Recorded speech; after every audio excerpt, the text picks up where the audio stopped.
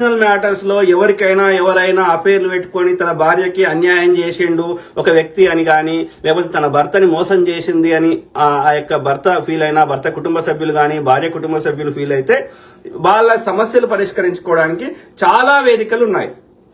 Human rights related ఉన్నాయి, కోర్టులు ఉన్నాయి, అనేక ప్రాబ్లం సాల్వింగ్ కి వేరు మెథడ్లు ఉన్నాయి. పెద్ద మనుషులు ఉన్నారు కాబట్టి అది సోషల్ మీడియా వేదికగా ఇది చెత్త నింపుకోవడానికి కాదు. అవి ఇదొక్కటే విషయం అంటలేను. ఈవెన్ రవి పూజ అని ఒకరు, తర్వాత నక్షత్ర అని ఒకరు.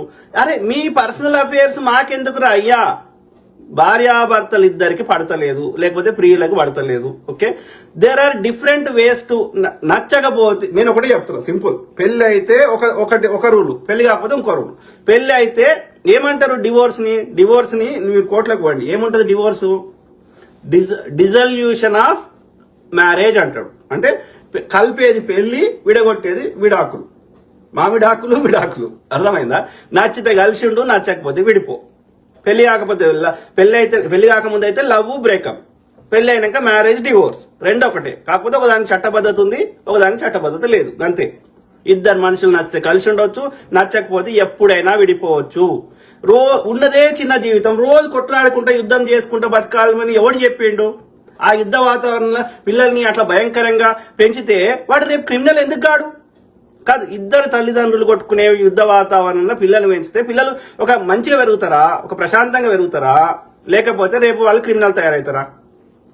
ఇంకా కొంతమంది కేసులలో అయితే ఆ కోపం కంట్రోల్ కాక ఆడోళ్ళు పిల్లల్ని చంపిన వాళ్ళు ఉన్నారు, మగోళ్ళు పిల్లలు చంపిన వాళ్ళు. వాళ్ళేం పాపం చేసిర్రా? మీరిద్దరికి నచ్చకపోతే?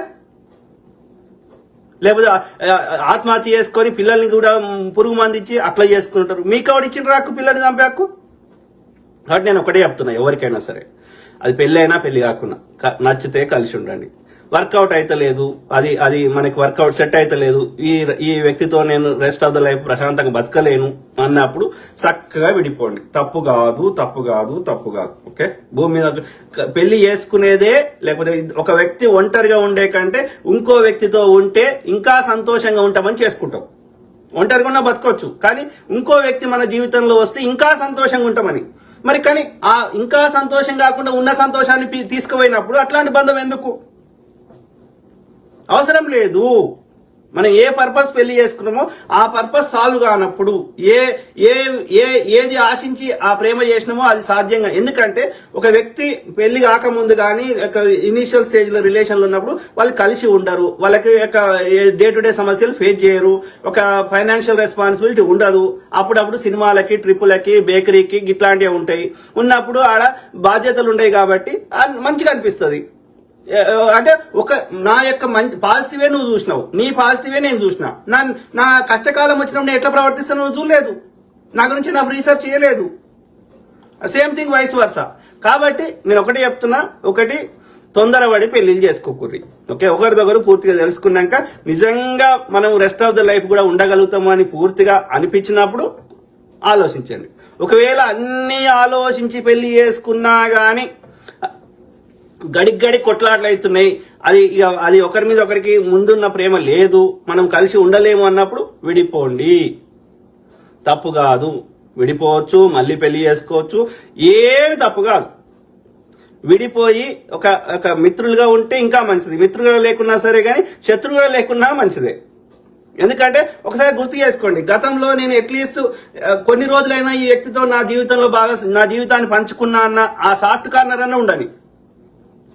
ఏది ఏమైనా ఫస్ట్ ప్రయారిటీ మాత్రం పిల్లలకి ఇవ్వాలి.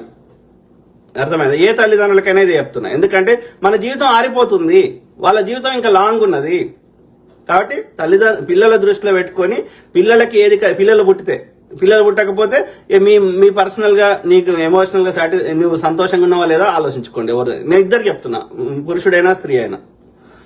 అర్థమైందా మిత్రులారా? సో కాబట్టి విడిపోవడం తప్పుగా, మన దేశంలో విడిపోవడం అంటే అదేదో తప్పు నేరం అన్న భావన ఉంది. అది కాదు.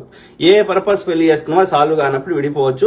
ఫ్రెండ్లీ వాతావరణంలో సామరస్యంగా మ్యూచువల్ అగ్రిమెంట్ కింద అయితే చాలా బెటర్, ఏ సమస్యలు ఉండయి. ఓకే, ఆ ఇద్దరికి బెనిఫిట్. రేపొద్దున మళ్ళీ ఇంకోని పెళ్లి చేసుకోవాలన్నా కాంప్లికేషన్స్ తక్కువ ఉంటాయి మ్యూచువల్ అగ్రిమెంట్ కింద పోతే.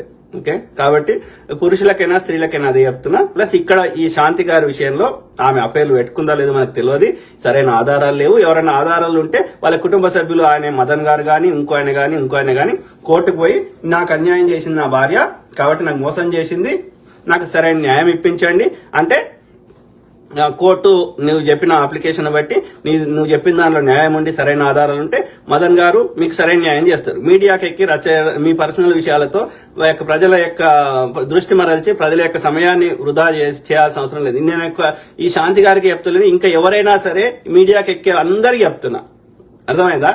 వాడు నీ మీద ప్రేమ ఉంటే ఇంకో దాంతో ఎందుకు పోతాడు? ఆమెకు నీ మీద నిజంగా ప్రేమ ఉండి ఇంకోతో ఎందుకు పోతుంది? సంథింగ్ ఈజ్ ల్యాకింగ్ వాళ్ళ రిలేషన్ లో అన్నప్పుడు వాళ్ళు ఆలోచించుకోవాలి కలిసి ఉండాలా విడిపోవాలని.